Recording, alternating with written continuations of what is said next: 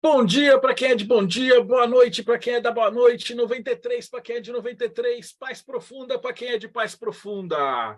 Eu sei que hoje vocês leram um nome assim muito estranho, Shuddha Dharma Marga, esses nomes hindus Mandalame. são muito malucos, mas a gente vai falar de meditação, a gente vai falar de história da meditação, do hinduísmo, várias coisas. A entrevistada de hoje, só para vocês terem noção, ela começou nessa ordem em 1974, que foi o ano que eu e o Rodrigo nascemos. Então, só daí a gente já tem uma noção de como é que vai ser o papo hoje. Então, cola na gente que hoje vai ser muito massa.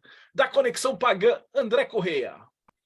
Saudações, seres humanos, um prazer enorme estar aqui com vocês. Hoje eu estarei em estado contemplativo, somente aprendendo e absorvendo muito conhecimento. Diretamente do Japão, Robson Belli. Ohayou gozaimasu, para quem está aqui comigo, Konbanwa, para quem está no Brasil, Konnichiwa, se você estiver vendo à tarde isso gravado. Bom, eu, igual o André, hoje estarei aqui de aluno, sentadinho, ouvindo, porque não entendo bolhufas. Eu sei que quem já conhecia estava falando o nome errado, eu, então, tenho que ficar bem quietinho, porque senão eu vou passar muita vergonha. Dos reinos maçônicos e enoquianos, Ulisses Massad. Rapaz, tá aí um assunto que eu não sei nada. A única vez que eu ouvi falar Dharma na minha vida foi naquele seriado de Lost. Eu senti alguma coisa hoje. E hoje a gente também está com a presença da Luísio Cabianca, dos Filósofos Desconhecidos. Salve, Aloysio. Opa, salve. Estou contente de ver a gente falar pela primeira vez de uma ordem da qual muita gente comenta, quase ninguém sabe muita coisa. Então, Jaya! Jaya. E do Projeto Mayhem, Rodrigo Lutarque. Eu também estou aqui como aluno e, colega Marcelo, você realmente quer que eu leia o currículo dela? Leia o currículo da nossa convidada. Ok, vamos aqui tentar não passar muita vergonha, né? Margarete Gonçalves tem 67 anos, sendo ariana pela astrologia ocidental e pisciana pela astrologia védica. É praticante de Shuddha Raja Yoga, meditação, desde 1974, ou seja, 48 anos. Em 2001, tornou-se acharya sacerdotisa e em 2009, oficialmente, Inanna Dharma. Isso. Data. Dharma? Data. Data. Instrutora iniciadora da ordem iniciática do Shuddha Dharma Mandalam. Isso.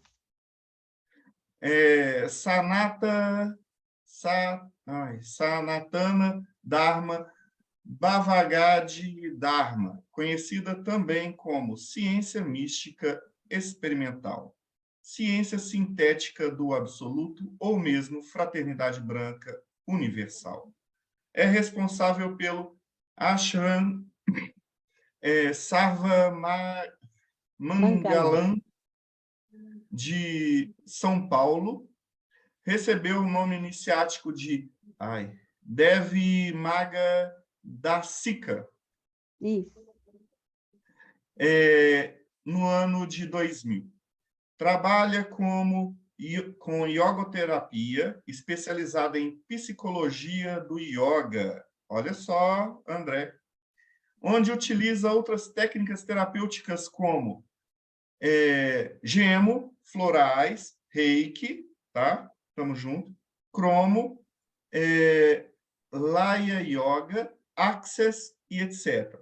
Foi colaboradora da revista Sexto Sentido. A formação acadêmica é em pedagogia, colega aí, estamos juntos. Para deficiência mental pela Universidade Mackenzie, em 1977, o ano que minha esposa estava nascendo. Extensão de currículo para primeiro e segundo grau pela Pontifícia Universidade Católica, PUC, em 1976, e aprimoramento em psicologia do infradotado pela USP, em 1985. Participou também do movimento Uniluz, representando o SDM, o que seria isso? Shuddha Dharma. Tá. Desde 2005. Mas, antes de tudo isso, é uma amante da vida. Olha só. Com certeza. Estou louco para ouvir sua história de vida. Seja muito bem-vinda, Devi Marga. A gente fez essa Obrigada. sacanagem com o Rodrigo, que eu peguei teu currículo, porque, como a Luísa falou, é uma ordem que tem muito pouca informação lá fora. Né? E apesar do sânscrito ser uma língua que as pessoas que sabem falar sânscrito fica lindo, as pessoas que não sabem falar sânscrito ficam uma desgraça. Seja muito bem-vinda aqui no Boteco dos Illuminati. Obrigada, gente. Namaskaram para todos que estão aí nos ouvindo também. Eu tenho uma coisa a esclarecer, né? A maioria falou, pouco se fala de Shuddha Dharma, nunca ouvi, eu vou ficar de aluno. Shuddha Dharma, só para dar uma chave, é o amor que está contido em todas essas tradições a quais vocês pertencem. Aquela liga de luz, aquela liga de sensibilidade, de sensitividade, isso é Shuddha Dharma, é o fio de Sutratma, é o Tantra que unifica tudo isso. Vocês vão ver no decorrer do que eu vou estar falando. Então, todos vocês conhecem Shuddha Dharma, só que não com esse nome. Tá bom? Ai, que fantástico. Super fácil. Bom, para o pessoal que já está em casa, como é a primeira vez de muitas que você vai vir aqui, né? A gente vai perguntar como é que foi a sua jornada de vida. Então a gente brinca e fala assim, quando todo mundo era criancinha, assim, antes da gente nascer, né? Muito antes da gente nascer, estava na igreja, pegando a fila da hóstia e tal. E aí, depois de 50 anos de práticas meditativas, está com a Shan na mão e tal. Como é que isso aconteceu? Não diferente. Eu estava na igreja há muito tempo atrás. Não, deixa eu sintetizar um pouquinho, porque a história é bem longa. A minha história tem dois aspectos, o interno e o externo. Obviamente que o externo é mais enxuto, é mais curtinho. Foi o meio pelo qual eu cheguei no interno, né? Mas eu vou juntar, vocês vão ver que interessante que foi. Eu tive pais não praticantes das suas religiões. Meu pai kardecista, minha mãe católica. Mas meu pai tinha um exemplo dentro de casa, ele cotidianamente, ele tinha a sua santinha, Santa Rita, ele tinha nós falamos hoje em dia, né, no sânscrito, uma dipa, mas é o fogo aceso, né, o fogo acionado constantemente para Santa Rita, e eu observava muito isso, muito.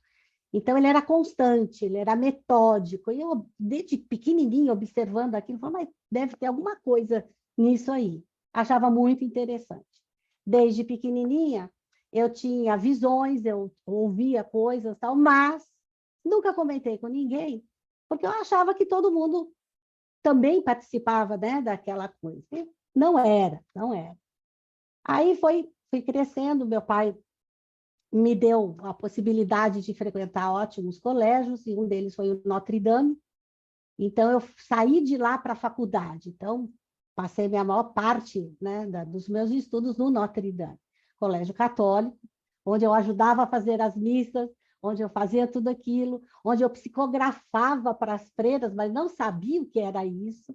Elas pediam e colocavam assim, separado de todo mundo em uma sala, e falavam, Margarete, a gente precisa do assunto X, escreve.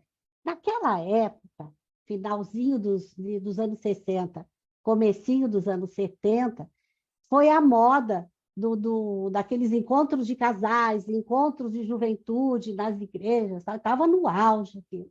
E eu escrevia. Elas me davam muitas folhas na mão, assim, um monte de lápis, e eu ia escrevendo, nem aí, do que eu estava fazendo. Muito bem. Das aulas de religião, eu achava que era muito demodê a coisa. Tem muito mais coisa além disso. Comecei a entrar em conflitos, né? E aí, mas ali eu participava da missa, eu era ativa, né, fazia tudo isso, e estudei bastante o Novo Testamento, me encantava com os filmes, com a história em si, né? Me identificava também. Aí o que aconteceu? Mais ou menos não, em 1970, do nada, naquela época, gente, só tinha Gai Arsa, que era psicólogo na televisão, Xenia Bier, que hoje trabalha até hoje com o De Rose, se ela já não se aposentou, não sei. Era um programa que ela tinha todos os dias da Bandeirante à tarde, que ela levava convidados. Então, ia o Gai Arsa falando de psicologia, De Rose falando de Hatha Yoga, Hermógenes também falando de Hatha Yoga, e essa turminha da minha idade, né, e um pouquinho mais, falando, e eu ficava assistindo aquilo. Passava a tarde alucinada ouvindo aquilo. Meu primeiro livro, fora o cristianismo, foi Autobiografia de um Yogi, né? E eu fiquei encantada. Falei, meu Deus, isso aqui deve ser maravilhoso, né? Bom, parou aí, ficou aí. Quando aconteceu que em 70, um primo meu, gêmeo né, gêmeos, eram gêmeos, tal, eu era muito apegada a eles, sempre fui e tal, a gente tinha afinidade, né? Tinha muita coisa semelhante. Ele, no dia do aniversário dele, ele sofreu um acidente, um deles.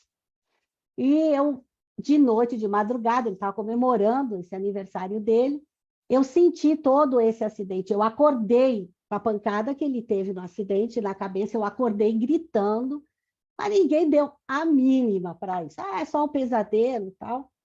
Muito bem. Aí ele ficou em coma, ficou uma semana para se recuperar, não recuperou, veio a óbito, e dali, já, enquanto ele estava no processo de inconsciência, tal, eu já comecei a ter contato com ele. Eu sabia o que era?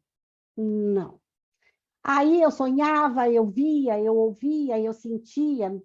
Eu falava, mas que coisa estranha, né? Bom, tá bom. Quando ele veio a falecer, ele passou a ter contato comigo nos meus sonhos, durante 2, 3 anos, por aí.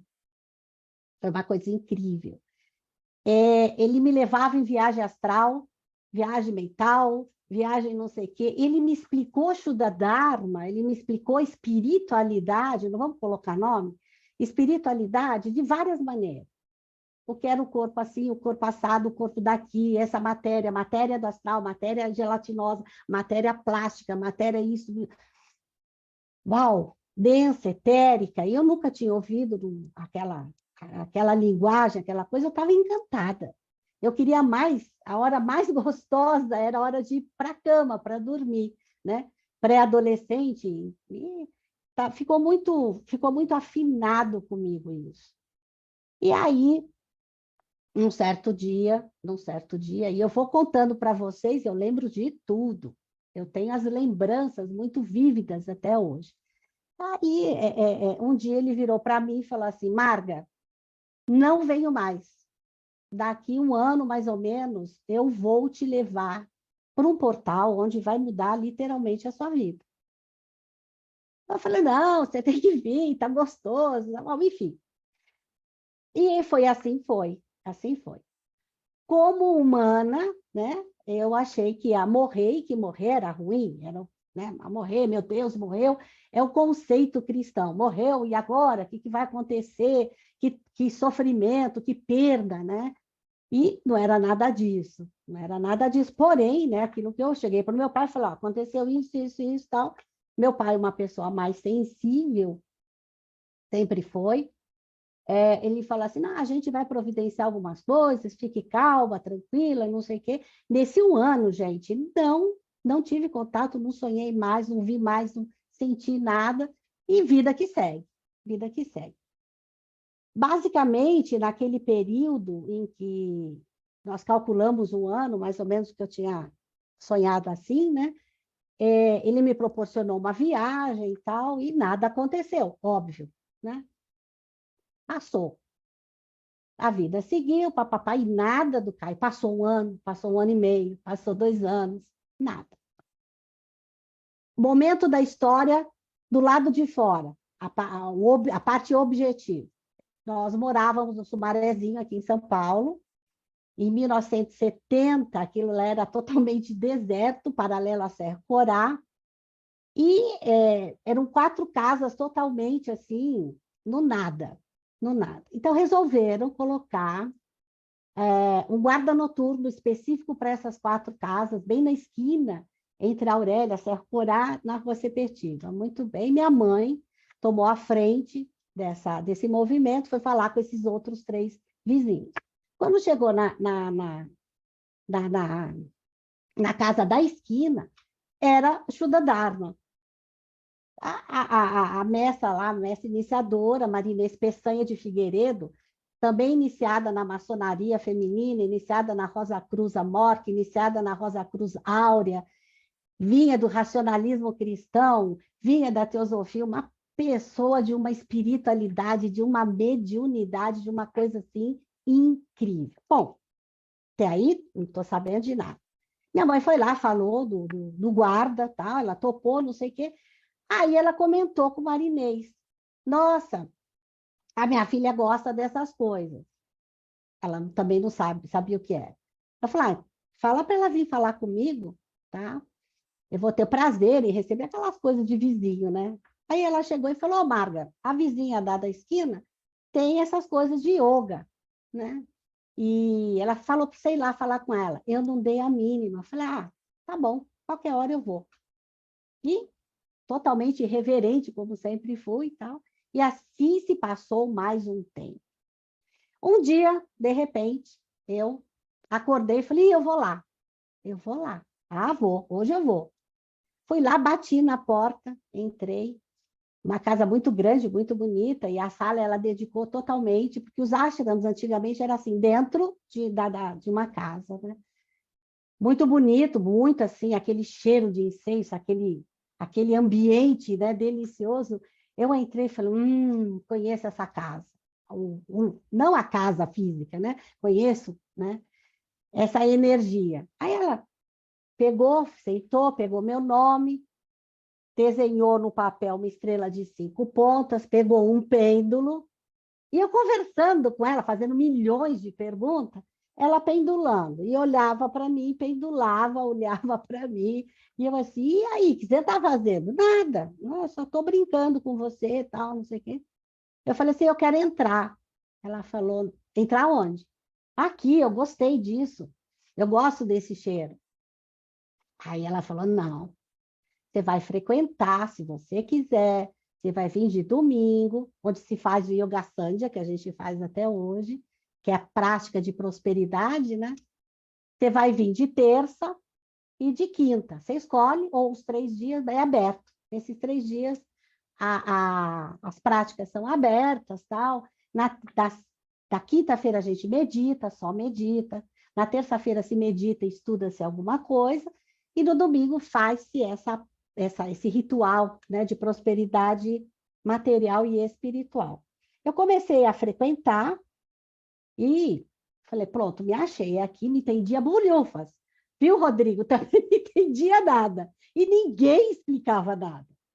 Sabe? Você chegava ali, sentava bonitinho, aquele fogo que levantava, sabe? Nossa, era uma delícia. Ficava tudo esfumaçado, a sala, tal. Bom, enfim, eu curtia pra caramba. Aí ela foi me dando um livrinho aqui, um livreto ali, não tinha aulas como hoje tem, não tinha nada disso, era uma coisa bem, bem simples mesmo, vinha tudo do Chile, e depois eu falo para vocês onde ficou a sede central aqui nas Américas, vinha em espanhol, aí eu fui aprender espanhol para entender direitinho, papá, e foi assim. Aí um belo dia, e nada do Caio, meu primo chamava-se Caio, nada do Caio. Tá bom, então. Ok. Depois de muito tempo, gente, muito tempo, como era a vizinha, fiz amizade com ela, fiz amizade com a mãe dela, a dona Nenê, também que vinha do racionalismo cristão, uma alma assim muito especial também. E Shri Vajra, que foi o precursor desse Sudarāja Yoga aqui nas Américas, ele ficava hospedado na casa de Marinês, no Ashram Sarva Mangala, ou seja, do lado de casa. Então, eu vivia na casa delas, independente do ashram, né? E um dia a Marinês saiu e no ashram, eles tinham um piano, eu tocava piano, me formei em piano e tal, Dona Nenê me chamou pelo terraço mesmo dos quartos e falou assim, vem tomar um chá comigo. Tá bom, fui. Marinês não estava, ficamos conversando. Ah, vamos cantar um pouco? Vamos. Vamos tocar piano? Vamos. Né? E fazendo arte, né? Na casa dos outros. Aí, de repente, me deu um negócio, eu parei e falei, Dona Nenê, quando foi que eu assinei o meu compromisso com o Shuddha Dharma?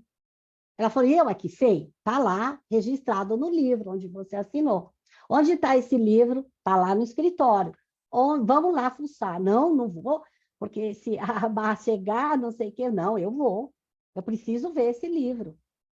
Era um livro grande, que hoje está comigo, onde todo mundo... antigamente era assim, antes de nós sermos consagrados, você fazia aquela promessa, acho que toda a ordem iniciática tem, né? E a gente assina, né, de punho, tal, bonitinho. Entrei lá, desvairadamente, eu e a Dona Nenê, fomos fuçar, e eu fiquei procurando o meu nome, né? Quando eu olhei, achei, a página 54. Aí eu olhei a data. Quando eu olhei a data, fez assim, zoom, sabe? Deu um zoom em mim, um sonho com o Caio. Eu só vou voltar. Depois era a data, no outro ano, mas era a data que ele tinha dado. Caiu a ficha. Caiu a ficha e eu fiquei assim, apaixonada, mais apaixonada ainda. Falei, nossa, que coincidência. Ela falou, não, filha, isso não é coincidência, isso é a sincronia do universo. Isso é uma linguagem que os deuses utilizam para entrar em contato com a gente. Aqui tem muita coisa a ser dita e aprendida. Não é coincidência, não. Eu fiquei nas nuvens, né? Passou-se ali, não vou lembrar quantos dias, mas Caio voltou. Caio voltou, ele se tornou muito presente na minha vida, muito presente, me orientando ainda, me direcionando, me organizando. Isso era 74, eu me consagrei. Devia ser 76. 76, 77, mais ou menos. Em 78... Não, em 77, eu entro para a Ordem do Mitra Brinda, que é uma ordem fechada que tem, que é desse ser que está aqui atrás. É que eu estou na sala. Shri Bhagavan Mitradeva, que é o avatar que todas as ordens iniciáticas esperavam desde 1400 e pouco, né? Que eles falam que é a volta do Maitreya, que é a volta de não sei o quê, do Buda e tal. Ah, vai falar, não, você já está inventando um outro no lugar. Não, não, não, não. É porque, segundo o Shuddha Dharma, esse ser completo que vai retornar, ele tem 7 essências de si próprio. E cada essência vai se manifestar separadamente para depois se juntar. E a primeira é essa. E eu fui convidada nessa época para entrar para essa ordem com 19 anos de idade, né? E eu fiquei, nem sabia o que era. Gente de Deus, era muita informação para minha cabeça. Mas a idade favorece, né? A gente não cai a ficha da seriedade daquela questão. E aí eu fui seguindo, Caio ficou comigo até eu receber o ashram, até eu ser a diretora responsável após a morte de Marinês, né? E aí aconteceu muitas coisas, abriram-se outros ashrams, né, no Brasil. Marinês ficou doente, teve que se recolher. A gente continuou no fechado, aqueles que eram da escola, continuamos no fechado, seguindo nos nossos sadhanas, as nossas rotinas espirituais. E aí, quando ela falece, eu procuro o pessoal do Shuddha Dharma, porque já tinha fisicamente o Naradeva Shala, que é um instituto de cultura hindu hoje. Eu abri um espaço de ciência holística. Enfim, lá nós tínhamos todas as tradições, era moda, né? Comecinho dos anos 90. Em 94, eu inaugurei, chamava-se Roquimar, e também tem uma história muito bonita do Roquimar, mas ali a gente trabalhava com todas essas ciências, com todas essas terapias, era tudo terapeuta, tal, e era aberto. Foi aí que eu conheci o Roberto Carvalho, que a gente estava conversando, muita gente do kardecismo, muita gente templários, martinistas, Rosa Cruzes, enfim, tudo que vocês possam imaginar passava por ali. Eu tenho amizade com eles até hoje, é uma delícia, e muitos deles hoje em dia são daças, são servidores dentro do Shuddha Dharma. E aí, ele ficou comigo, Caio, ainda estou no Caio, ele ficou ali me orientando, mas muito presente, não todo momento visível, mas eu o escutava, o cheiro dele, a mão dele, me livrou de vários acidentes, porque eu não tinha essa sensitividade controlada. Então, por exemplo, uma vez na 9 de julho, com o Eric, meu filho mais velho, pequenininho, no bebê conforto, eu saí fora de mim, eu dimensionei, pisei no acelerador e fui direto. Quando eu voltei, eu estava no 3º farol e não aconteceu nada. Mas na hora que eu tomava consciência, eu senti o cheiro do Caio. E eu agradecia, eu entrava e interagia com essa energia. Pode ser bobagem da minha mente, pode ser psíquico, não sei. Pode ser, claro que sim. Mas me fez um bem incrível e me ensinou muita coisa. Talvez esse ser que é uma invenção da sua mente, pode ser, mas ele arrancou de mim muita coisa que estava bem escondidinha. Então, de cá ou de lá, assim ou assado, fez um bem muito grande. Quando Marinês veio falecer, eu vou atrás do Shuddha Dharma, não deu certo, eu queria colocar um ashram, porque já tinha o Roquimã aberto, fazia já as meditações Shuddhas, mas eu não tinha autoridade dentro da escola, era uma simples frequentadora, meditante, enfim. Aí eu queria uma autorização, uma coisa legal, eu sei que é uma ordem séria, e isso não foi possível. Aí eu ia abrir a regalia, um outro ashram, né, paralelo, aquelas dissidente do dissidente, tão normal isso. Mas aí do Sarva Mangalam, o Henry Feder, também do Sarva Mangalam, filho adotivo de Marinês, filho do coração, não existe adoção do coração, tem família biológica normal, mas é uma história também lindíssima. Veio e falou assim, tá aqui, Marta, o Ashram Sarva Mangalam nunca fechou, mesmo com o falecimento da Marinês, porque já sempre era para você, prometido para você. Lembrei de uma situação. Muitos anos antes de eu casar, ainda nos anos 70, um dia eu saindo de uma prática, aquele zum, conversa com um, para aqui, não sei o quê, eu estou saindo, Marinês para e fala com a turma dela, né? Sabem quem vai dar seguimento ao meu trabalho? Eu fiquei curiosa com isso. Eu peguei, dei uma meia volta, fiz assim, né? Quero saber. Ela falou assim, então, é uma pessoa que está aqui presente e me chama de Ma. Ma em sânscrito é mãe, né? Ma Devi, Ma Parvati, Ma Durga, Ma Kali, Kalima, né? Então, Ma quer dizer mãe. Eu olhei para ela e eu a chamava assim. Eu olhei para ela e falei, sabe quando? Nunca. E saí dando risada. E não tinha a menor noção e intenção de levar um ashram. Imagina, para mim aquilo, eu curtia a meditação, os estudos, aquela vida efervescente interna, gostosa, né? Muito romântica, imagina, maqueizista, à noite, fazendo pedagogia para classe especial. No diretório de filosofia, meu Deus, a gente era boêmio, a gente ficava na noite, entendeu? Cigarrinho, cervejinha, tocando violão, gente. Quando eu vou ter a responsa de trabalhar com espiritualidade de uma Shuddha Dharma? Nunca. Eu estava numa outra coisa. E como eu comentei com vocês, anos 70, eu queria mais, era hippie.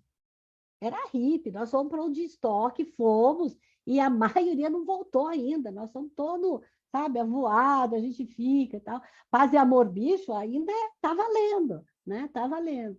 Então, é essa turma que escrevia para Planeta, tal, não sei o que, encontrei muita gente quando escrevemos para Sexto Sentido. Mas ainda tenho contato com a velha guarda, alguns, muita gente já faleceu, enfim. E aí, quando o Henry veio e me deixou o ashram todinho, Caio foi embora. Caio foi embora. Aí assumiu um outro mentor comigo, e aí a minha história continua, né? E ele fala, ele se despede, ele fala, não é que eu estou indo te abandonando de forma alguma, estou numa outra frequência, eu também vou seguir, aprendi com você também, e vou seguir o meu Dharma, né? A minha missão, a minha lei. E cada um seguiu, e quem está tudo maravilhoso. Essa é a minha história, essa é a minha história. Agora, dentro do ashram tem muita coisa, é muito divertido, é muito emocionante, tem horas que a gente quer parar, tem horas que fala, não aguento mais. Nós temos limites, todos nós temos limites, né? Eu me casei, tive 3 filhos, me separei, casei de novo. Então, e a Shuddha Dharma ali, ela toma conta da minha vida. Na pandemia, trouxemos tudo para dentro de casa, não só o Shuddha Dharma, como o Naradeva Shala, porque aquele Roquimá, aquele que nós tínhamos aberto, quando eu me separei, nós deixamos tudo para os 3 filhos. Ele, que é o mais velho, já estava seguindo o Ayurveda, né? Nós já começamos a direcionar um tempo de um espaço holístico para uma coisa mais determinante ali, mais específica da Índia, que seria a medicina ayurvédica. E todos os segmentos do yoga, né? Então, ele que já estava estudando a Ayurveda, as meninas que são... Aí nós passamos para os 3 filhos, eu tenho 3 filhos, 2 meninas e 1 menino. Aí eles se prepararam, as 2 são administradoras, elas tomam conta do instituto, que hoje está bem grande, está bem diversificado, e o ele que continua na linha do Ayurveda firme e forte, também bem diversificado. E ali nós saímos, eu com o ex-marido, hoje falecido também, nós ficamos de pano de fundo, né? Eu fiquei só com o Shuddha Dharma, e eles levam até hoje Naradeva Shala, aí trocou de nome, especializado em terapia ayurvédica, não só com cursos, né? E com atendimentos clínicos mesmo.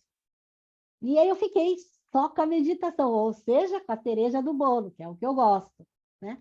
Fiz Ayurveda, lógico que fiz, estudei, mas não é o que eu gosto, tá? Eu utilizo muito nas aulas do Shuddha Dharma, porque é necessário, é uma coisa só, é um complexo só, mas eu fico mais com a meditação. Foi aí, toma aí, hoje nós fazemos esse ano 50 anos de ashram registrado,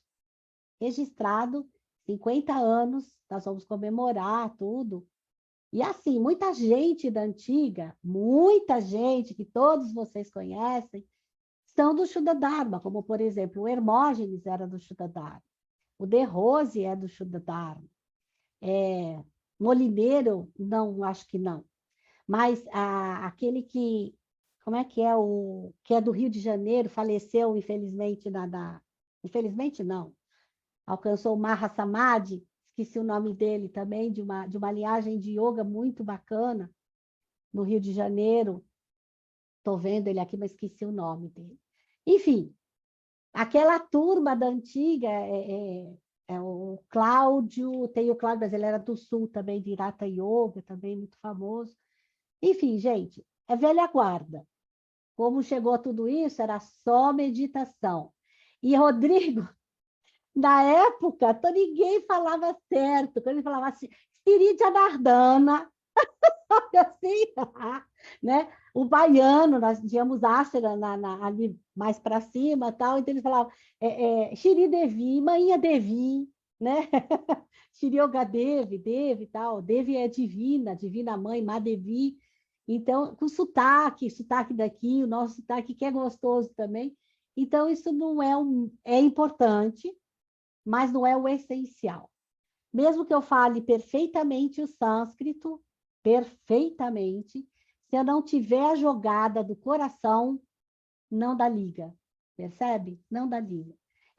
O sânscrito é uma língua divina, tem um som específico, mantra tem que ser em sânscrito, não existe mantra na nossa língua nativa, isso não é real, isso é uma invenção aqui do Ocidente, que, aliás, cá entre nós, vocês também são experts nos seus segmentos, sabem disso. O Ocidente deturpa muita coisa, né? Quando, nossa, já tem reiki, assim, tem até a Ayurveda diferente aí já. Então, a gente fica até... Né? Mas é Kali Yuga, esperado, né? Mas o mais importante não é falar perfeitamente. A gente se esforçar também é bem-vindo, né? Esse esforço. A mesma coisa que aprender outra língua. Porém, tem que ter a jogada do coração espiritual. Aí deu liga, sabe? Dá sincronia, dá aquela coisa aí, a coisa pega fogo. Aí pega fogo. Gente, perguntem. Fantástico. Não, a gente estava aqui assistindo. É uma daquelas convidadas que se, tipo assim, né? Mas o que a gente vai chamar para a convidada a falar? Né, Luiz falou assim, não, só pede para a Deve Margar passar a lista de compras dela que vocês já vão aprender alguma coisa. Eu falei, caramba. Imagina, Luiz. Essa foi a minha história. Né? Acho que a gente pode começar do começão mesmo, né? Assim, tipo, de onde que surgiu essa Shuddha Dharma Mandala? De onde veio? Como é que é a história dela? Ela tem uma história mística, que nem as Rosa Cruzes, ou ela tem uma história mais documental? Como é que isso funciona? Ela é tanto uma coisa como outra. Diz a lenda, né? Aí já é a parte mística e tal, que ela é o governo oculto do mundo, a grande fraternidade branca universal, como é conhecida aqui no Ocidente. Na Índia, ela é reconhecida como Sanatana Dharma, Bhagavad Dharma, toda aquela linhagem da Oninis é Bhagavad Dharma. Ela é conhecida como... Agora, os nomes mais lindos dela esses em português. Sagrada Ciência Espiritual. Olha que bonito. É uma ciência, não é religião, não é religião. Ela é sagrada porque ela é científica e ela é espiritual. A outra é ciência mística experimental. Então, o segredo dela é a prática. Ela é totalmente prática. Não é só teoria, não é só, sabe, fica teorizando e não sai do lugar. Ela é necessariamente prática. Ela desenvolve um sistema de se meditar que ela provoca em nós, não só no corpo físico, mas em todos os outros corpos, expressões e reações. E isso vai ser transformado em experimentações, vamos se dizer, a grosso modo, mediúnicos, como se dizia, né? E a partir do momento em que você tem uma experimentação mística real, qualquer teoria cai por terra, percebe? No sentido assim, não preciso mais de livros, porque já está tudo dentro do coração, está no acástico, está nos átomos permanentes, que a gente vai somando de encarnação em encarnação, ou remanifestação. Então, é a experiência que vai trazendo. Existe um certo momento dentro da escola que não há mais necessidade nem de iniciação, nem de estudo, nem de sadhana, nem de confeccionar assim, rituais, nada disso. Você se liberta de tudo isso, entendeu? Porque você passa a ser aquilo. O Shuddha Dharma tem essa premissa de trabalhar com a unidade, porque ele diz que nós nos desvirtuamos em algum processo da humanidade, da história da humanidade, nos aventuramos nos sentidos, em saguna, no que está fora, e nos perdemos, nos iludimos. Então, essa volta para a unidade, que está tão em moda, né? Somos mas todo mundo é da boca para fora. Se você for pensar em unidade mesmo, a pessoa nem sabe o que é isso.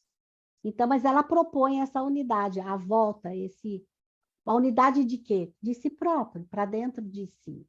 Então, ela fala o seguinte, é um sistema que é totalmente adaptado em qualquer outro sistema filosófico, religioso, científico, percebe? Ela não vai contra a nenhum outro sistema, nenhuma outra abordagem.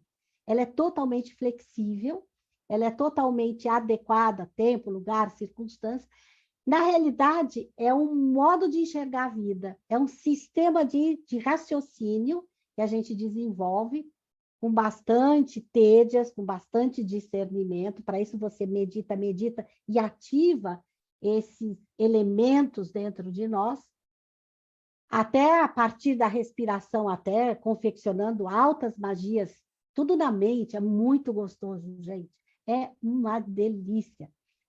Vocês podem falar, nossa, você é expert. Que nada, aprendiz de tudo, e não é falsa humildade, não. Quanto mais você vai experienciando, você fala, opa, tem coisa que eu não sei. O que é isso que está passando? O que é isso que está sentindo? O que é isso que eu ainda não domino? Né? Então, esse yoga vem falar assim, Vajra também falava muito isso. Aonde eu estiver, olha que legal essa frase, aonde eu estiver, eu sou, minha centelha, eu, Ishvara, né? Eu, centelha divina, eu, observador, ali estará o eixo do universo. Aí você para e fala, posso estar aqui, posso estar lá, morto, vivo, no corpo, sem corpo, habitando um corpo biológico ou não, aonde eu estiver, ou seja, minha consciência estiver, ali estará o eixo do universo. Então, o que é o universo? Sou eu.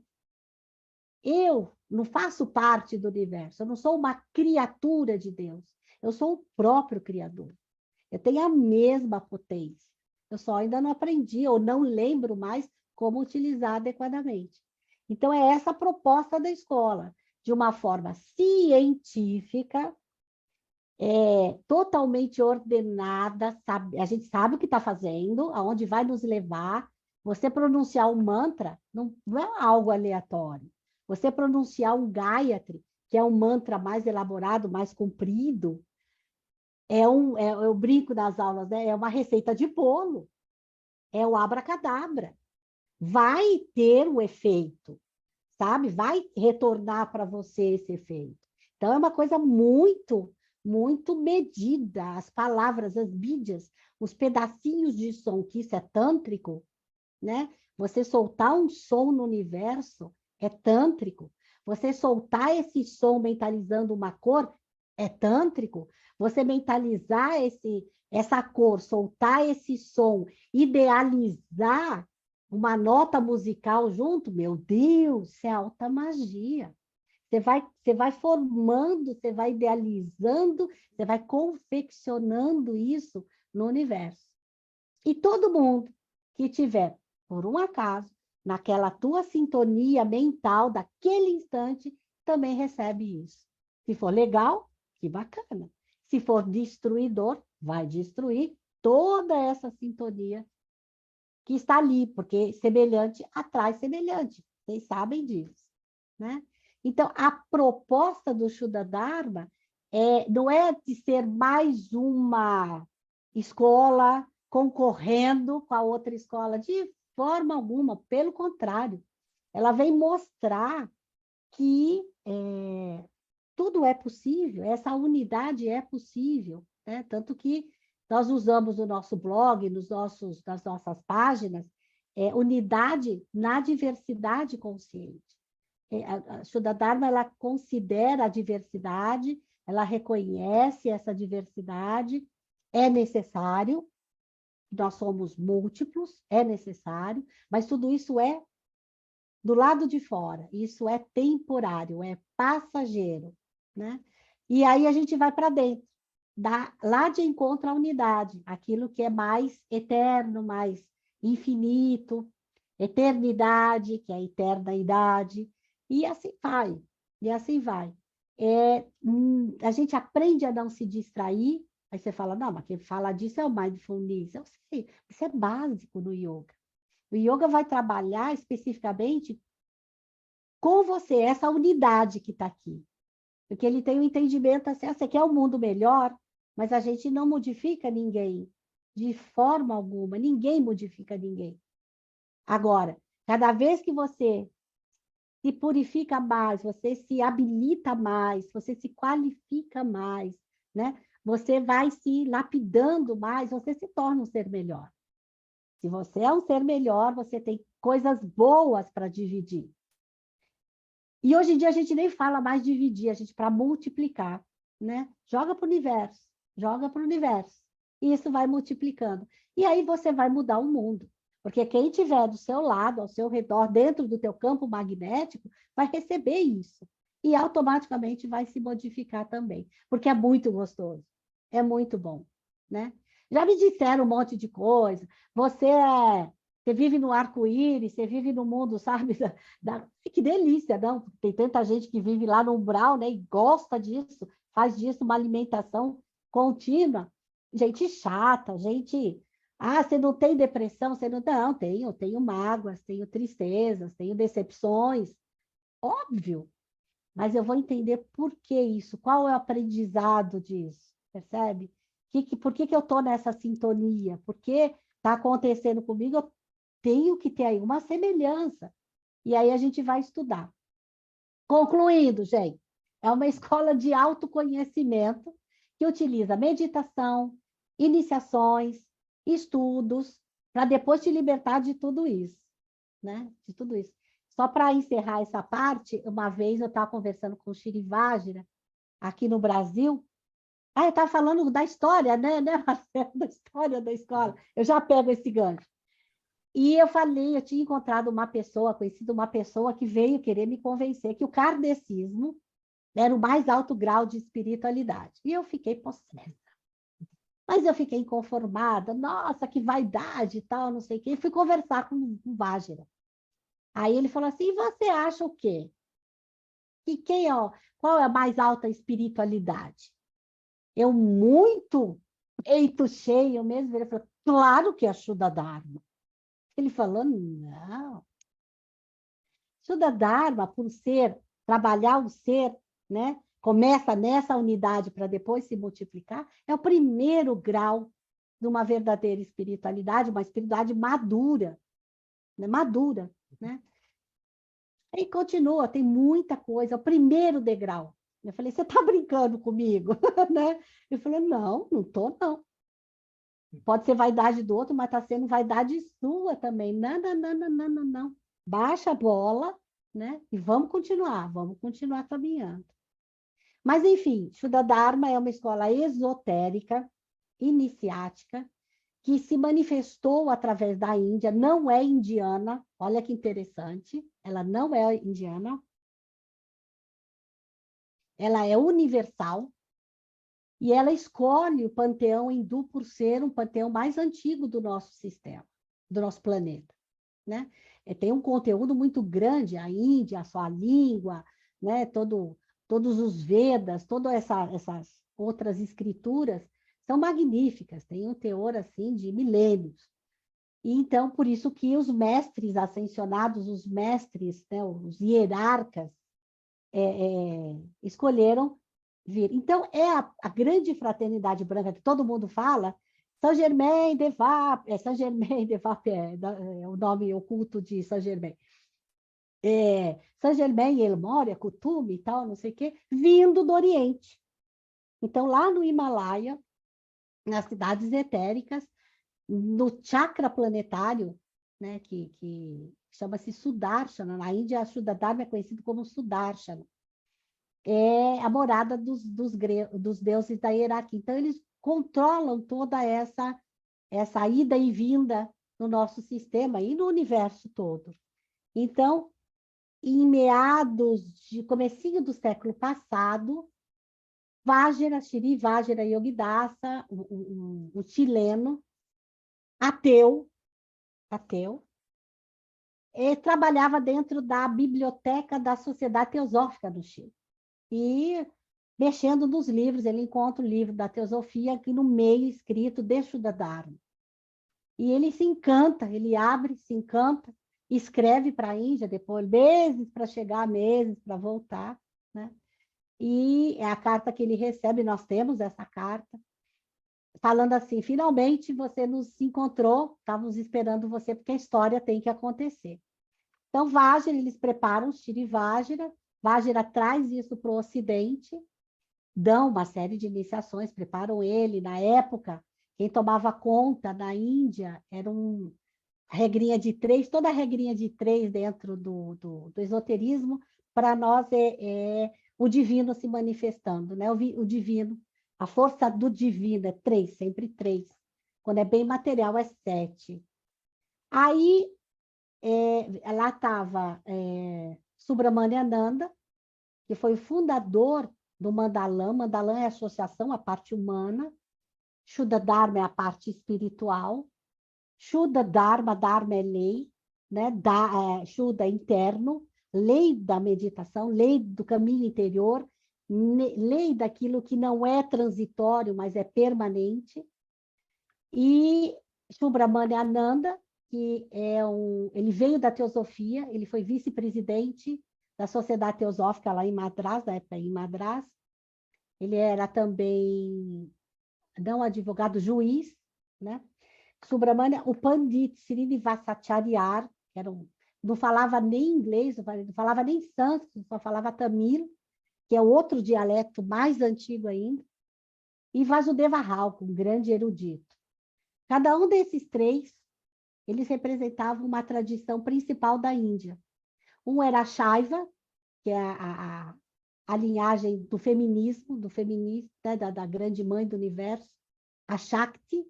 O outro era Shivaísta e o outro era Vishnuísta. E daí, dessas três, saem outros segmentos e assim vai se crescendo. O panteão hindu é muito grande, muito vasto, muito rico, né?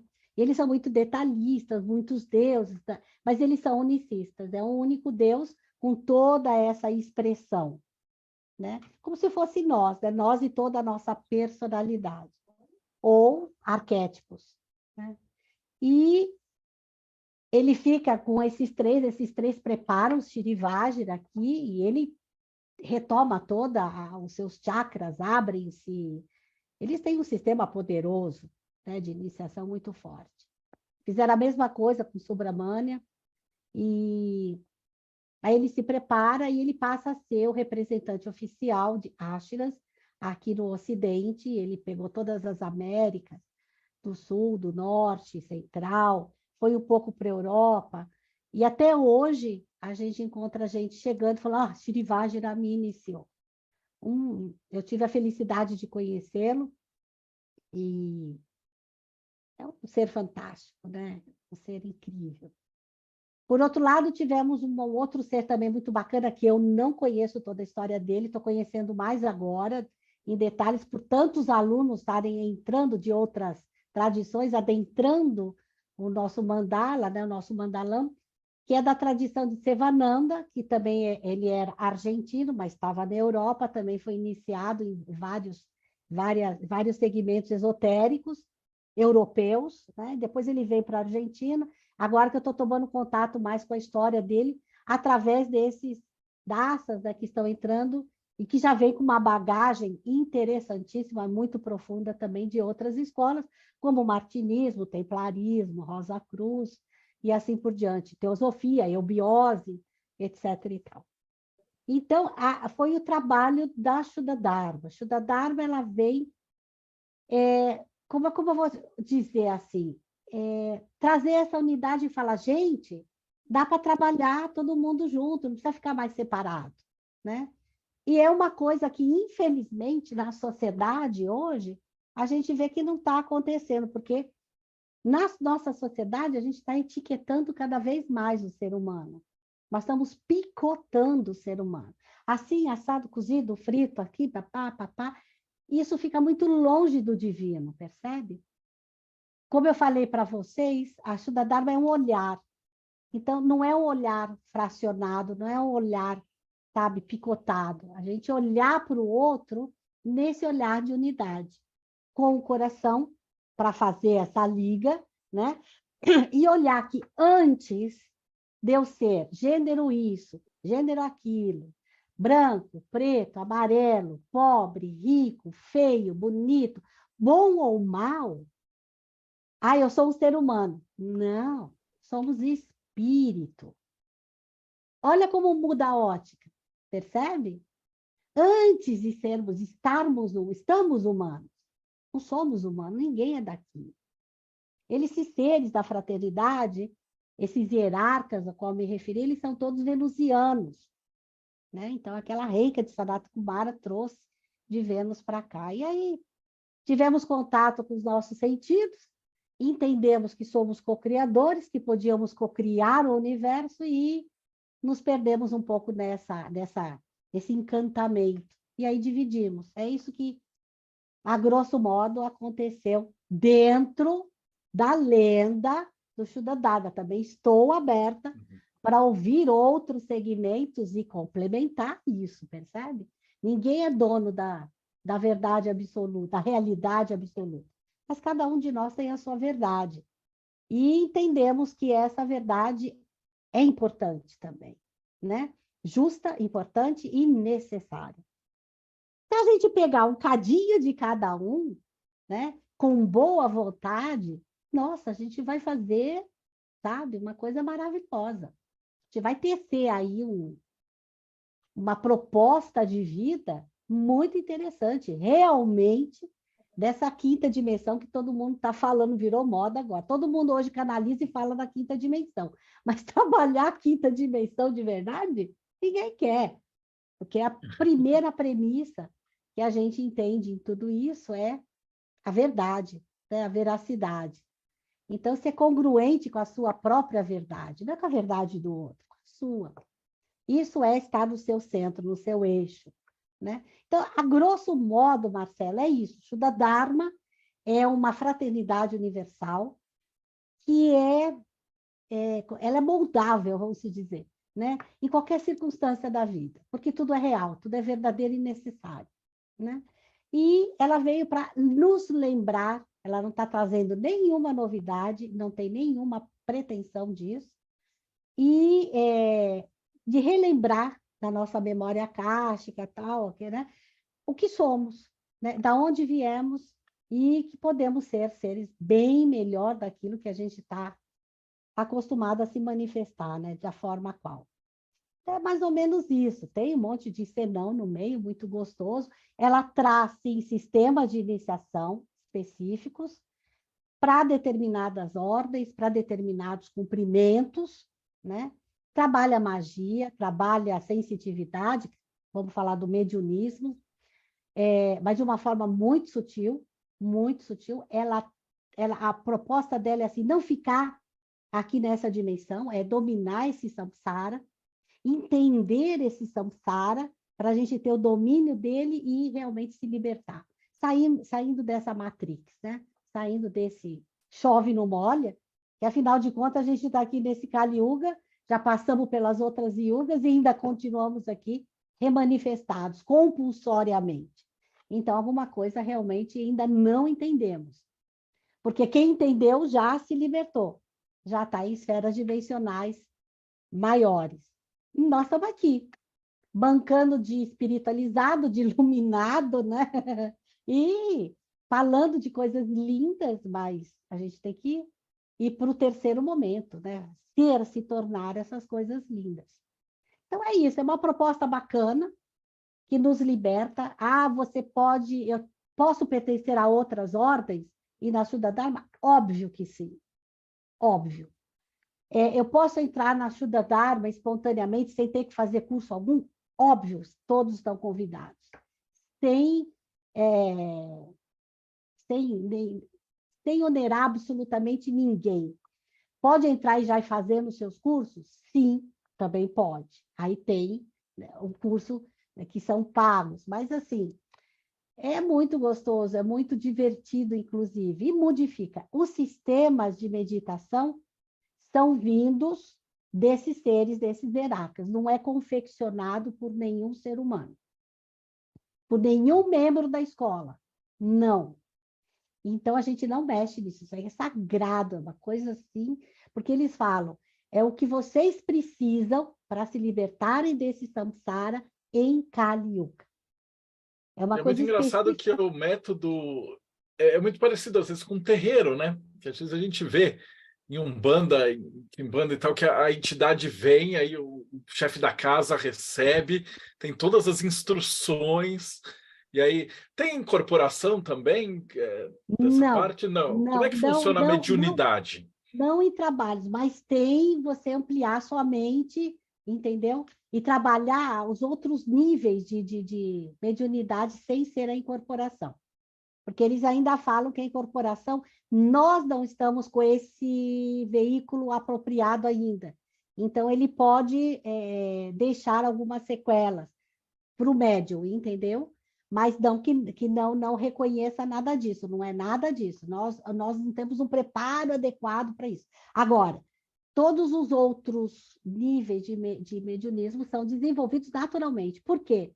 Quando você trabalha você alinha seus chakras, você alinha todos os seus meridianos, seus esrotas, todos estão convergendo para um único ponto.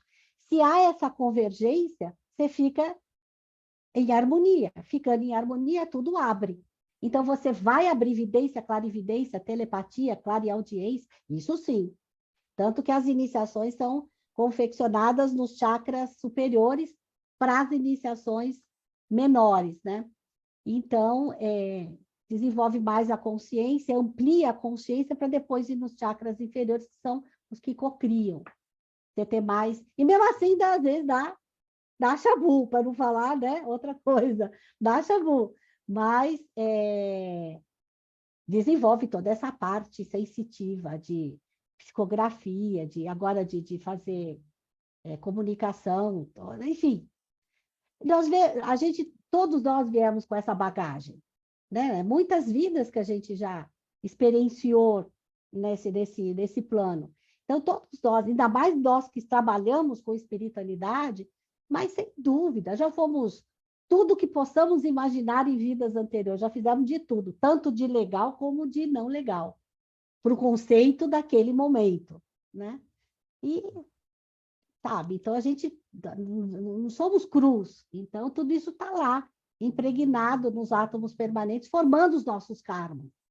Existem inúmeros karmas, níveis, tipos de karma.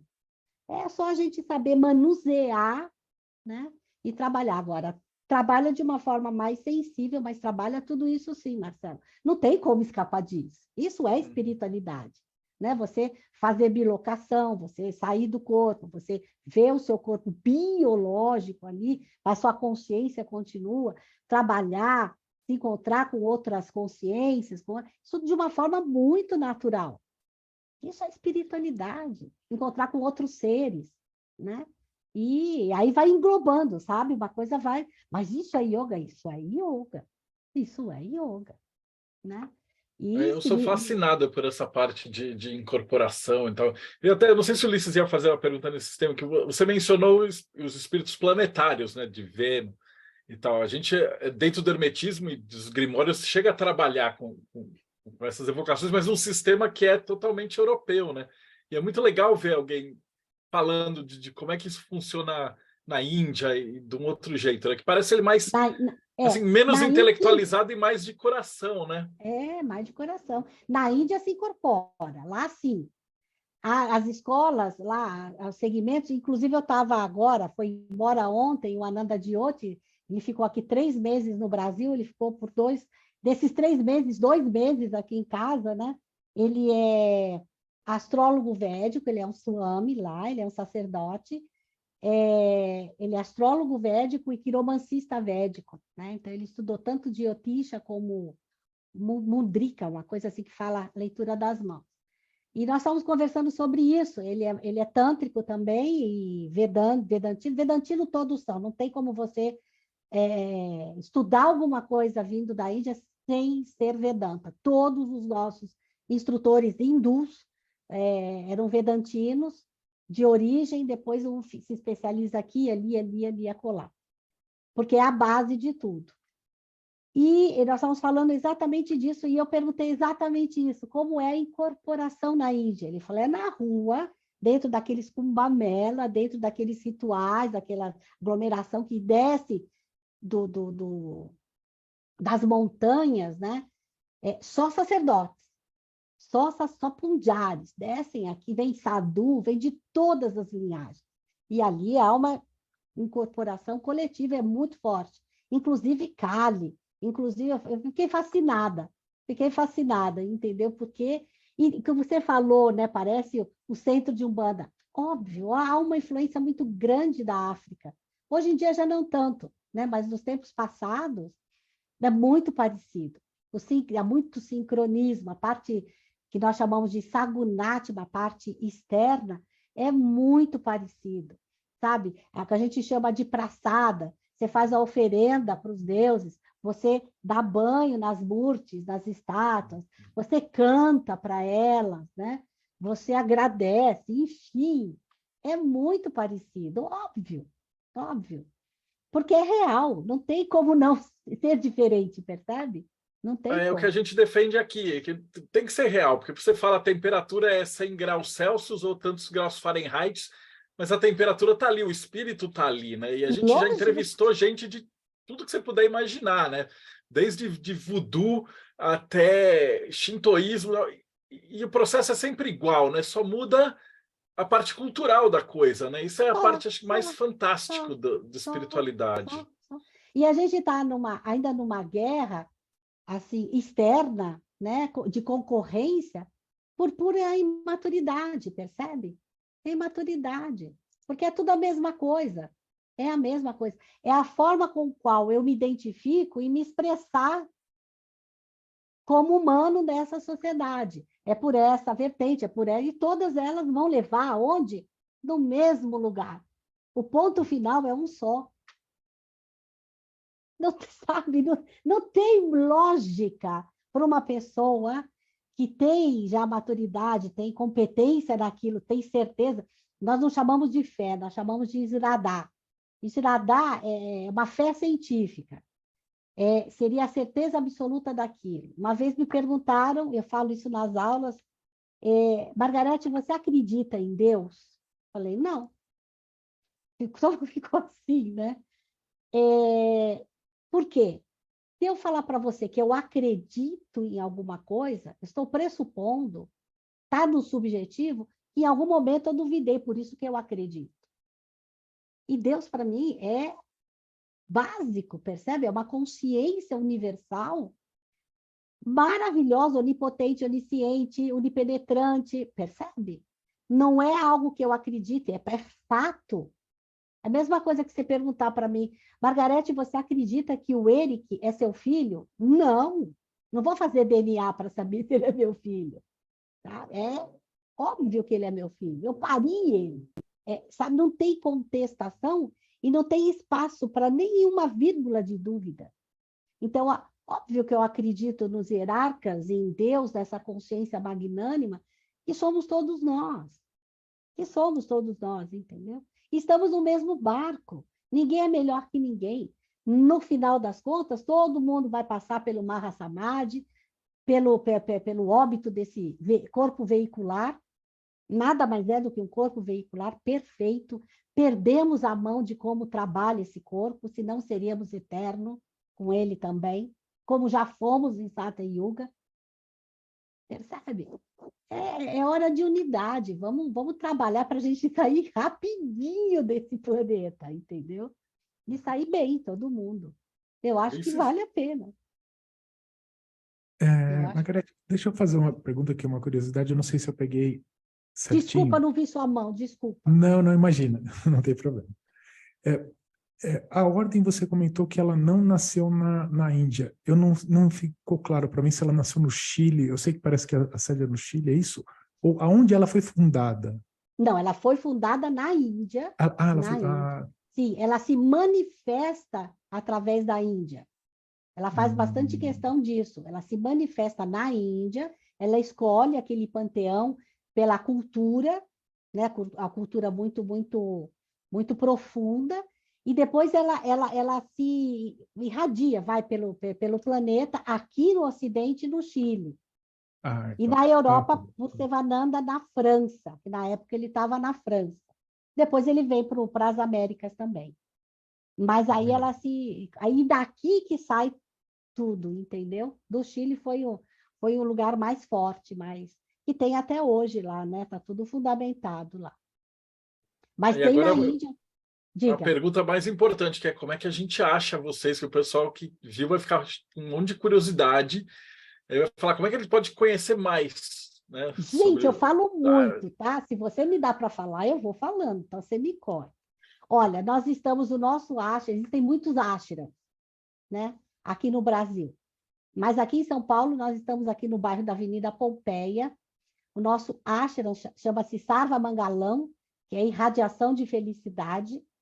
E o mandalã, a palavra mandalã é associação humana, de homens. Então, somos CNPJ, tudo é uma coisa bem a parte burocrática.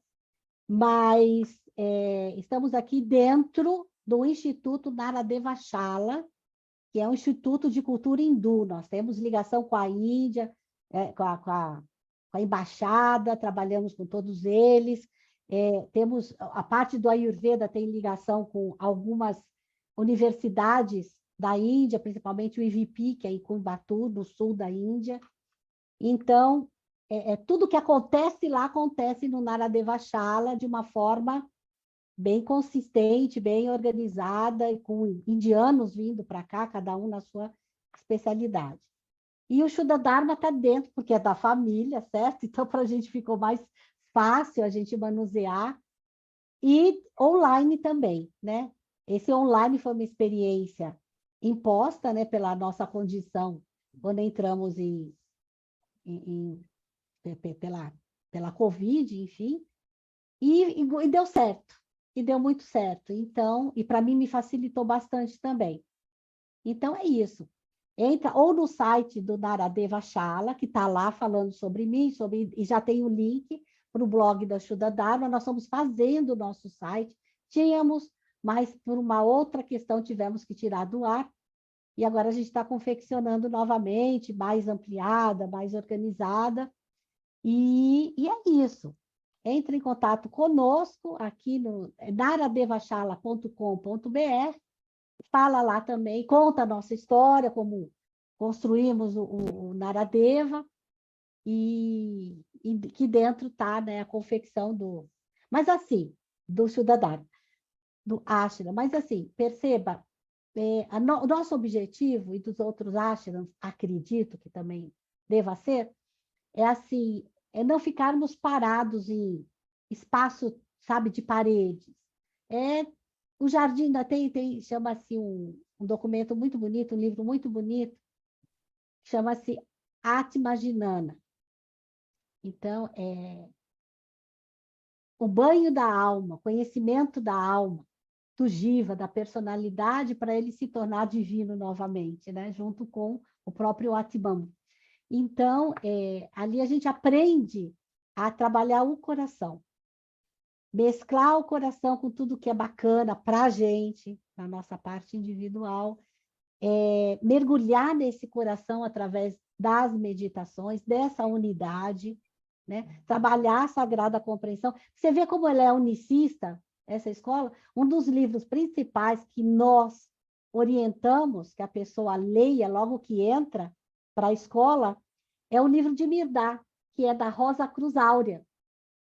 Aí você fala, não tem nada a ver com o hinduísmo, é lindo, é lindo. Não sei se vocês todos já leram, mas é uma preciosidade. É a história da Arca de Noé, contada de uma forma esotérica, totalmente canalizado, né, por uma pessoa muito, muito, muito especial também. Olha, é apaixonante. E ali ele fala, sagrada compreensão tem que ocupar o espaço no nosso coração, né? Então, a gente desenvolve isso, né?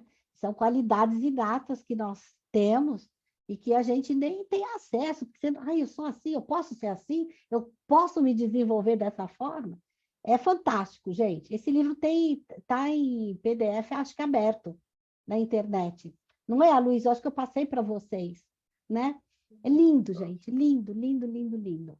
E o pessoal que está interessado nos cursos e tal, consegue achar pelo site? Está lá no site do Naradeva, por enquanto, tá assim. O meu curso, eu vou ter uma turma nova em outubro. Em outubro. Até então, porque assim, independente disso, por ser sacerdotisa, eu tenho meus compromissos. O segundo semestre é cheio de rituais. Nós temos um ritual maior, que é o Navaratri Puja.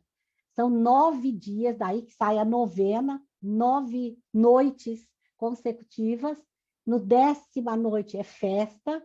Então, cada 3 noites a gente comemora e saúda uma parte de Devi, da Mãe Universal, né? Ela como Lakshmi, ela como Durga, ela como Durga Kali, e ela como Sarasvati. E Olha, é um momento auspicioso demais, todos os anos a gente faz. Também vai ter o Ganesha Chaturthi, vai ter o Diwali, que é das luzes, o Ganesha para abrir os caminhos, e vai ser tudo parecido com todos os rituais que vocês já conhecem, e tem todos os elementos, tem todas as invocações, tem os pedidos, tem os agradecimentos, tem o Namaskara, que é a rendição. É muito parecido, é muito sincrônico mesmo. E depois, eu acho que tem até mais. Então, eu não posso ficar dando curso. Eu tenho meus compromissos ritualísticos. Aí tem que ser na lua certa. Aí entra o Ayurveda. A lua certa, horário certo, sabe? Tem que estar em conjunção com tudo certinho, bonitinho, porque é a parte mística também, né? Então, tem que estar disponível nesses momentos. Então, só em outubro que eu começo, depois do Navaratri Puja. Vai ser logo depois do Navaratri Puja, mas está lá no site do Naradeva. Maravilha, aí o pessoal vai acompanhando mesmo. É que eu sempre pergunto, porque como isso vai para o YouTube, isso vai ficar eterno. Então pode ser que alguém esteja escutando a gente daqui 2 anos, 3 anos, então é importante. Eu vou deixar para quem está escutando, as informações vão estar aqui. Eu pego com a Luísa ou com você mesmo e Tá. vai estar aqui na descrição do vídeo. E aí o pessoal vai entrando em contato, o pessoal quiser saber mais. Pois, Marga, foi maravilhoso, dava para ficar a noite inteira só escutando você contar as histórias, que é uma coisa assim fantástica. Ulisses, eu esclareci a tua dúvida? Sim, ficou claro. Vou aproveitar, Ulisses, que já está com a palavra, já considerações finais. Margarete, tem uma coisa que a gente aprecia muito aqui nos convidados, que é o brilho nos olhos e a paixão que a pessoa fala sobre um assunto. E hoje foi fantástico, assim, poder te ouvir todas essas histórias. É como o Marcelo falou, daria para a gente ficar ouvindo aqui pela noite toda. Muito bacana. Obrigado por ter vindo aqui e por a gente aprender. Obrigada a vocês. Foi obrigada uma delícia. A vocês. Essa foi a primeira vez que ela veio, né? Ah, sim.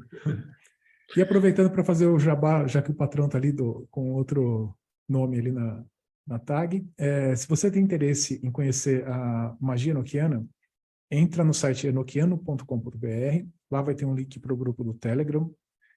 O grupo é grátis, você entra lá, tem uma galera, tem quase 1.000 pessoas, ou mais de 1.000 pessoas, eu não sei exatamente o número agora, falando sobre isso 24 horas por dia. Então, se tiver interesse no tema, entra lá e a gente vai conversar com os anjos. É isso aí, galera. Já aproveitando que chamou o enoquiano, Robson Belli, considerações finais. Bom, temos um grupo também de magia salomônica, lemegueton.com.br, quase todo mundo é bem-vindo em ambos os grupos, nossa política de sempre. E muito obrigado pela Devi Marga, né? Uma palestra sensacional. Foi de coração. Deixou ele travou ou fui eu? O Robson congelou. O Robson congelou. Voltou. Bom, eu não sei onde eu parei, então vou recomeçar. Muito obrigado a Devi Marga, né, pela palestra. É sempre muito bom ouvir alguém falando sobre esse processo de liberação desse mundo e espero que retorne mais vezes. E se você tem interesse em conhecer um pouquinho mais de magia salomônica, acesse lemegueton.com.br, assim como o enoquiano, quase todo mundo é bem-vindo, né? Quase é política ótimo. de sempre. Então, nós praticamos banimentos também. Então, se vocês entrarem nos nossos grupos, leiam as regras, porque nós fazemos valer. Isso aí, isso é bem iógico, viu, Robson? Quase todo mundo é bem iógico. Eu te reconheço, eu te amo, mas bem longe. Aloísio, suas considerações finais, somente agradecer por ter indicado a Marga, que foi maravilhoso a noite, cara. Imagina, eu que agradeço. Foi, como sempre, muito legal. O que me encanta na Marga é essa naturalidade, essa espontaneidade, que a gente sabe como são raras no nosso meio, de tantas máscaras. Então, que bom a gente poder ouvir alguém que vive a espiritualidade na vida do dia a dia, né? Na vida de todos nós. Rodrigo Lutarque, considerações finais. Adorei escutar as histórias. Queria que ela voltasse para falar um pouco mais sobre revistas, sentido, planeta e etc. E falando de revistas, nós também temos a nossa revista de hermetismo, aonde o pessoal escreve matérias da forma tradicional aqui, porque agora tudo é digital. Aqui, olha, tem uma matéria fantástica sobre Enochiano aqui, sobre um jogo de xadrez. Nunca joguei, nunca achei ninguém para jogar comigo, mas tá bom. E como que você consegue essa revista? catarse.me/TDC. Você vai receber ela em casa, você vai ajudar o grupo Infância Azul, você vai ter acesso a grupos de Telegram, onde tem diversos grupos falando sobre diversos assuntos esotéricos, um pessoal que vai te ajudar muito, e vai poder participar dessas gravações aqui, aonde você vai ver em primeira mão pessoas fantásticas contando histórias interessantes. Dev, foi uma noite maravilhosa. Esse da revista, a gente criou o Catarse por quê? Porque tinha muita gente produzindo material, né? Então, tudo que sai do Enochiano Morte Súbita, os textos... O Aloysio já escreveu vários textos para a gente, o Ivan. E ficava, no final das contas, que você queria referendar isso, e aí você tinha que pôr num relatório, por exemplo, o Ivan faz trabalhos acadêmicos. E aí ficava www.blogspot.net /, e aí a gente falou, não, peraí, a gente comprou um negócio, tem ISBN, faz a publicação e aí faz bonitinho. E aí de 3 em 3 meses a gente pega o material que está tudo distribuído gratuitamente e reúne na parte física. Então por isso que as pessoas pagam, tá? E para ter acesso ao material gráfico, que obviamente tem um custo fixo. Lógico. Mas a gente chama as entrevistas aqui, ninguém daqui vive disso, então a gente faz tudo porque a gente adora entrevistar mesmo. Como o Ulisses falou, a graça da gente ficar nessa noite é ver o brilho no olho de alguém, como o Aloysio falou, que vive isso, né? Que tem no coração e que realmente trabalha com isso. Então, acho que foi maravilhoso ter você aqui e as suas considerações finais. Vou puxar um pouco o saco também de vocês, entendeu? Se eu conseguir transmitir o brilho do meu olhar, porque realmente eu sou apaixonada por tudo isso, é porque vocês tiveram me deram essa permissão. Porque eu também já enfrentei conglomerados de pessoas ou unidades de pessoas que a gente trava. A gente trava porque a energia é tão ríspida, é tão dura, é tão soberba, que não vale nem a pena a gente se doar nada. Então, vai muito do que vocês também passam para a gente, né? Então, essa espontaneidade também, esse jeito gostoso de lidar com a vida, que eu falo que essa espontaneidade é necessária, né? A gente não pode perder isso, porque isso é vida, né? Entrar dentro daquele padrão de caixinha de maisena, Barbie, sabe? Fica todo mundo igual, caixinha de maisena, é a pior coisa que tem. O não pode dentro da espiritualidade, para mim, é inadmissível. O não existe é inadmissível, porque eu dou conta do meu universo, eu não sei o universo do outro, né? Então, só porque eu não tenho essa capacidade, eu não posso calcular que o outro esteja mentindo, de forma alguma. Então, essa coisa gostosa que vocês têm entre vocês, e cada um é de um segmento, é sensacional. Então, se eu conseguir transmitir isso, é porque vocês me permitiram, de todas as maneiras, né? Dentro do quadro todo e energeticamente também. Muito, muito, muito feliz pelo convite. Juro que quando o Aloysio falou para mim, eu falei, ai, meu Deus, o que eu vou encontrar? Foi muito bom, muito agradável e muito obrigada. Namaskaram. Nós falamos gente... Jaya. E tem muita gente nova hoje, eu estou vendo. Então, se vocês gostaram e curtiram, para vocês terem ideia do tamanho desse projeto, essa entrevista é de número 435. A gente começou na pandemia, a gente tem um simpósio de hermetismo presencial, que é em outubro, no final do ano. Eu vou até depois conversar com a Devi Marga, que a gente gostaria de convidá-la também para fazer parte. E por conta da pandemia, a gente não pôde. E aí a gente começou a entrevistar as pessoas. Então, hoje a gente tem um sistema de curadoria. Então, se você curtiu essa entrevista, tem pelo menos quase 430 entrevistas com pessoas especialistas nos seus campos. Então, a gente já entrevistou alquimista, Rosa Cruz, maçom, Daí, quando é uma ação para falar de algum rito específico, a gente pega tipo o grão-mestre daquele rito, ou alguém especializado na ritualística. Né? Ah, vamos falar de astrologia védica, a gente pega alguém que tem muito tempo. Né? Se a gente vai falar de astrologia, a gente vai entrevistar o Duncan, né? Que é o cara que criou o Word of Wisdom.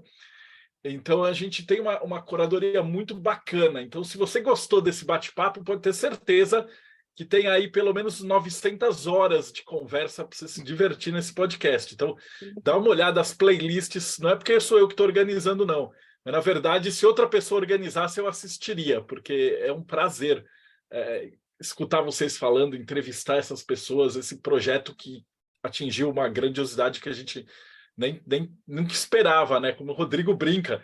Ele fala, se a gente voltasse no tempo e falasse que ia ter 450 entrevistas e tal, a gente ia dar risada.